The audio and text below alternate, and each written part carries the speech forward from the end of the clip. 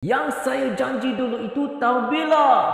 Tahun 2008. Inilah alasan biasa yang diberikan oleh Datuk Seri Anwar Ibrahim setiap kali orang mengingatkan tentang saya ulang itu. Tapi secara asasnya, boleh ke dia gunakan alasan tersebut? Kita intro dulu! Assalamualaikum warahmatullahi. Macam mana kita tahu, sejak beliau menjadi Perdana Menteri, banyak kali jugalah Datuk Seri Anwar Ibrahim dalam siri ceramah beliau atau apa-apa saja program beliau akan mengingatkan kembali betapa dulu memang beliau ada janji untuk menurunkan harga minyak, tetapi sekarang beliau tidak dapat buat demikian kerana pelbagai alasan. Ini video yang terkini. Macam minyak sekarang. Saya dicerca mengatakan tempat. Hari ini menang, esok minyak turun. Ada dengar tak? Tuan-tuan pada kata kat saya tahu. Baik, dengar jawapan saya. Bila saya kata itu 2008. Masa itu berapa harga minyak Saudi? Pasal Universiti Petroleum, Universiti Teknologi dia kita tahu. Itu 50 sen. Masa itu kita dalam RM1.80, RM1.60. Nampak tak dekat situ tuan-tuan sekalian? Dua perkara yang ketara dekat situ. Yang pertamanya ialah Datuk Seri Anwar Ibrahim mengatakan bahawa janji tersebut telah diucapkan pada tahun 2008. Maknanya dia kata benda itu dah lebih kurang 15 tahun lepas. Jadi tak relevan seandainya kalau hendak dipersoalkan lagi pada ketika ini. Yang keduanya, beliau memberikan alasan yang harga minyak dekat Saudi sekarang ini adalah begitu tinggi. Dan beliau mengatakan harga minyak dekat negara kita ini dah cukup rendah. Jadi tak perlulah diturunkan lagi dan sebagainya. Tetapi saya rasa saya boleh debunk segala hujah daripada Datuk Seri Anwar tersebut.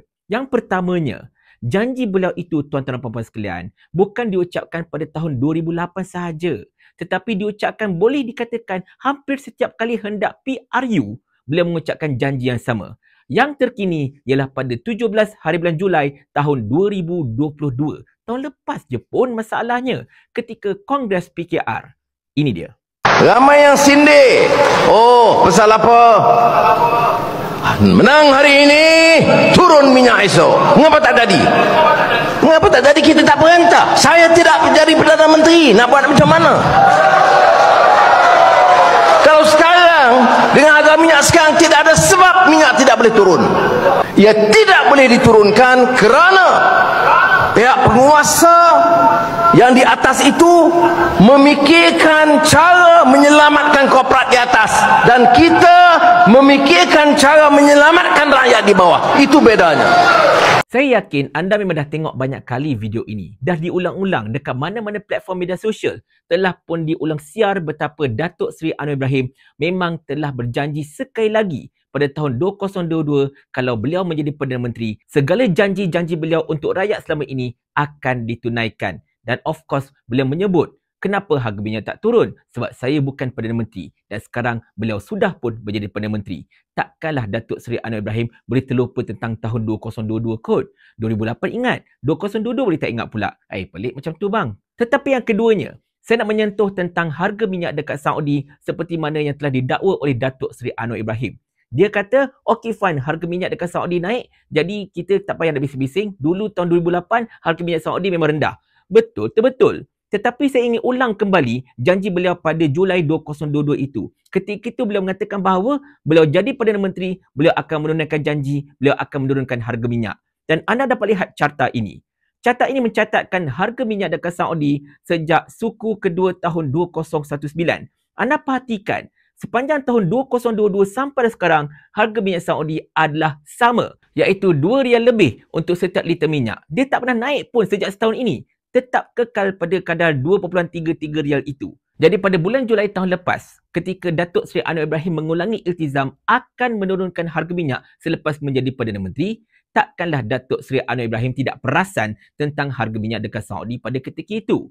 Dan dibandingkan dengan sekarang, tak ada perubahan, takkanlah beliau tak perasan kot. Jadi takkanlah ketika Datuk Seri Anwar Ibrahim menjadi pembangkang, harga minyak dekat Saudi RM2 lebih, maka boleh turunkan. Tetapi ketika menjadi Perdana Menteri, harga minyak kekal RM2 lebih tetapi tak boleh turunkan. itu sudah boleh katakan macam cakap tak suruh bikin masalahnya. Jadinya tuan-tuan dan puan-puan sekalian, mungkin ada anak-anak papa yang akan marah saya sebab selalu sangat buat video yang mengkritik Datuk Seri Anwar Ibrahim. Tetapi kena ingat, saya dan rakan-rakan saya serta ramai lagi pihak di luar sana akan bertindak sebagai check and balance kepada kerajaan. Di saat mungkin kita tak dapat mengharapkan sangat pembangkang untuk menjadi check and balance yang berkualiti, jadi influencer-influencer ataupun setro-setro ataupun pemain social media seperti kami inilah yang akan menjadi check and balance kepada kerajaan, sentiasa mengingatkan kerajaan tentang janji yang pernah diungkapkan, tentang perkara-perkara yang ingin dilaksanakan tapi tak laksana dan pelbagai lagi. Sebab apa? Sebab Datuk Seri Anwar Ibrahim sendiri mengatakan bahawa suara rakyat, suara keramat. Dan kita tak bersuara kosong. Kita bersuara berdasarkan kepada data, berdasarkan kepada fakta dan hujah yang ada rekod tuan-tuan dan puan-puan sekalian. Tetapi mungkinlah Datuk Seri Anwar Ibrahim menyangkakan yang kerajaan ini adalah kerajaan beliau. Beliau boleh buat sesuka hati. Mana tidaknya. Sedangkan ahli parlimen biasa pun boleh cakap macam ni. Kerajaan ni kerajaan kami. Jadi ikut suka kami lah. Paling kurang aku ada formula. Ni kau ada menteri berlambat-lambat ni satu formula pun tak ada. Otak letak dekat mana? Saya ulah. Sampai Abang Jamil mampus.